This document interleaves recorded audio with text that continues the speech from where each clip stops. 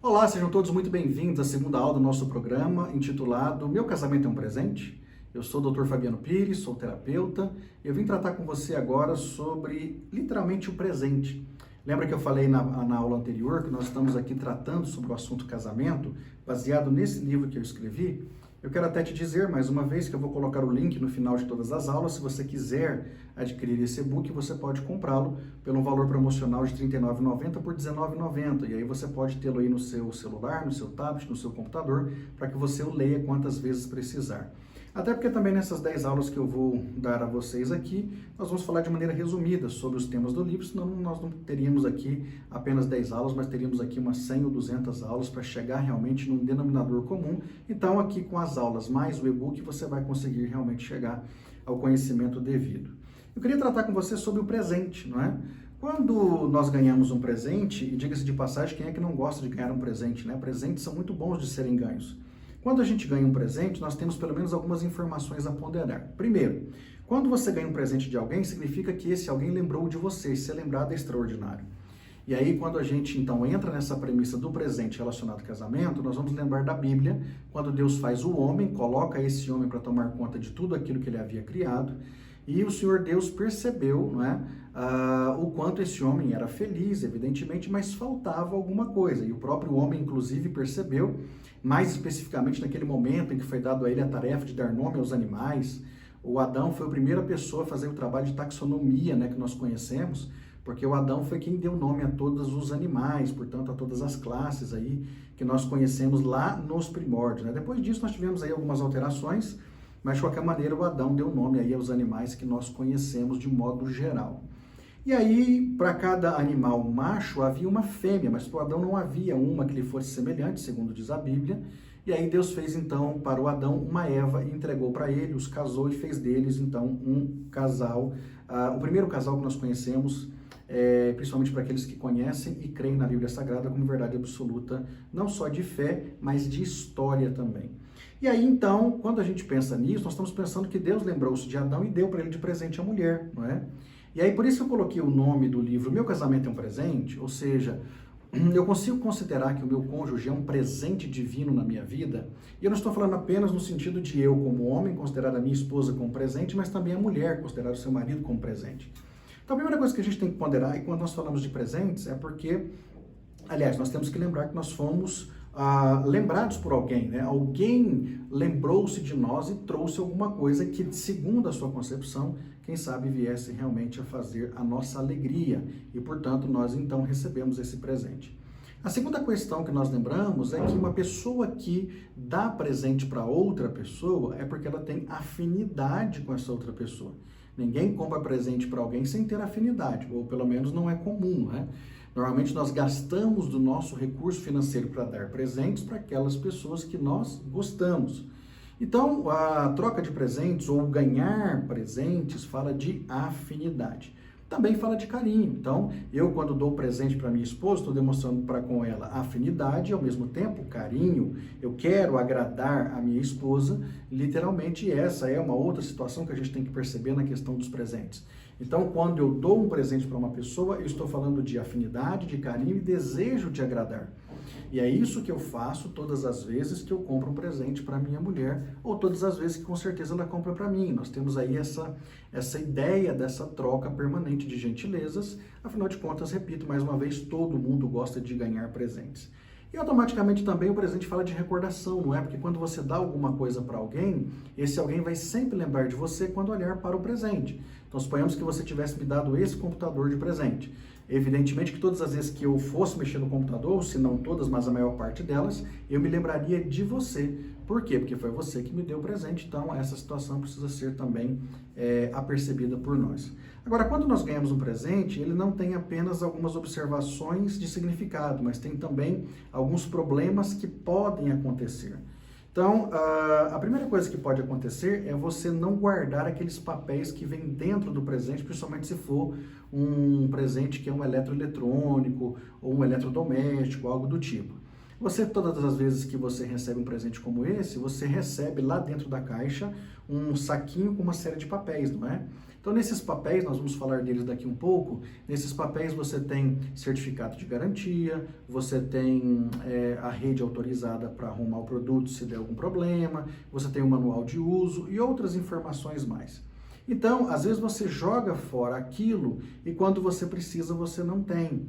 E aí nós percebemos que essa falta de cuidado de guardar esses documentos vai te gerar problemas futuros se você precisar deles. Então guarde essa informação que você vai entender mais à frente tudo que eu quero dizer com relação a isso, tá bom?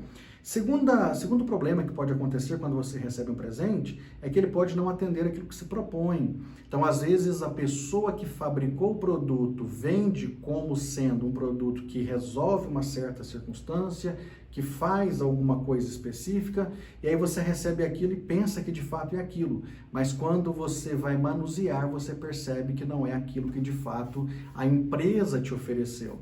Então, na verdade, em tese, você ganhou aí um presente. Eu não vou dizer que o presente é falso, porque muitas vezes o presente pode ser de fato da própria empresa que o fabricou, ou seja, da indústria, ele é original, mas ele não atende aquilo que se propõe. E se ele não atende aquilo que se propõe, evidentemente vai frustrar você, tá bom?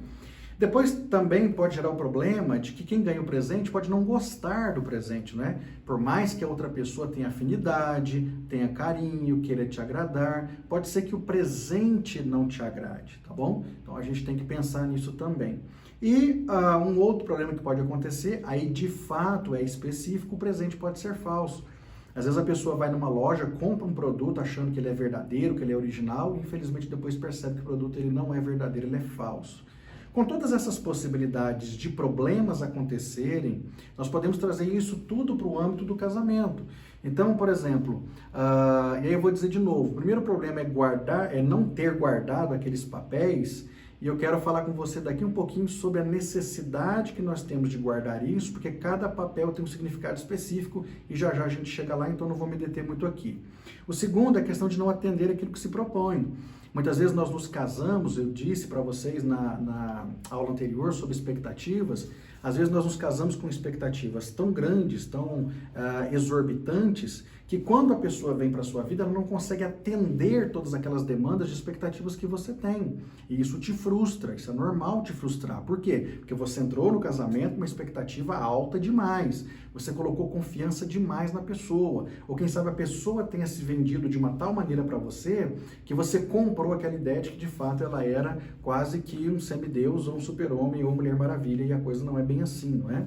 Quanto à questão, por exemplo, de você não gostar do seu presente, pode ser que literalmente isso acontece com muito mais regularidade que você possa imaginar.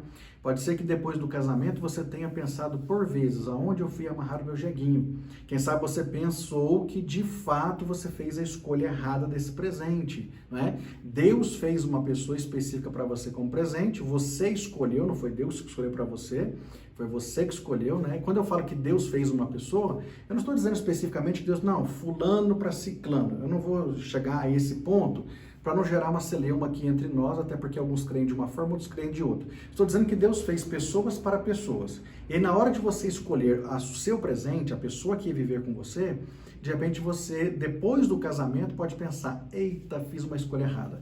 Foi equivocada, eu acho que eu pisei na bola, não era bem por aí, a pessoa me frustrou demais, as expectativas foram muito altas, etc. Mas aí você precisa lidar agora com essa situação. E a melhor maneira de lidar com a situação não é simplesmente desprezando o presente, jogando o presente fora ou trocando de presente. E nós vamos chegar lá nesses pormenores também, tá bom? E aí, com relação também ao objeto ser falso, nesse sentido, eu quero dizer para você que muitas pessoas se casam e elas têm uma decepção enorme depois que se casam, porque elas vão perceber que as máscaras caem. Inclusive, eu quero dizer para você que não tem nada nesse mundo melhor para tirar máscaras de uma pessoa do que o casamento. Você pode se mascarar o quanto você quiser em namoro e noivado, mas no casamento você se mostra. Até porque no casamento, como vocês já são uma só carne, vocês estão vivendo permanentemente juntos, você vai ter a obrigação de se expor permanentemente para outra pessoa. E aí, se você tiver máscaras guardadas aí, em que você tira, põe, em algum momento o seu cônjuge vai começar a te ver sem máscaras e vai ver quem de fato você é. E aí você pode pensar assim, doutor Fabiano, de fato, na minha vida aconteceu isso, né? Fiquei muito decepcionado, muito decepcionada, eu imaginei que era uma coisa e na verdade era outra, e agora eu não sei o que fazer. O que eu posso te dizer que você deve fazer é literalmente entender que essa pessoa com quem você se casou, ela já saiu de fábrica com defeitos. Só que muitas vezes essas pessoas, ou elas levam os defeitos para o casamento de maneira escondida, só revelam depois, isso gera frustração na outra parte, ou então essa pessoa nem sabia que tinha tantos defeitos, tanto quanto os tem, e só descobre depois no relacionamento a dois, e aí precisa de um ajuste muito bem feito, né, para que esse relacionamento de fato dê certo. Então são questões, quando a gente pensa no casamento como presente, no cônjuge como presente, nós precisamos pensar, avaliar, reavaliar quantas vezes forem necessárias para que nós possamos de fato viver tudo aquilo que é espetacular, né? Tudo aquilo que é extraordinário que Deus preparou para nós. Só que viver o extraordinário de Deus depende só de nós, tá bom? E aí, nesse sentido, eu quero te pedir mais uma vez, pare para pensar sobre tudo que nós falamos aqui. Se preciso, volte o vídeo aí, analise de novo e vamos para a próxima aula, tá bom?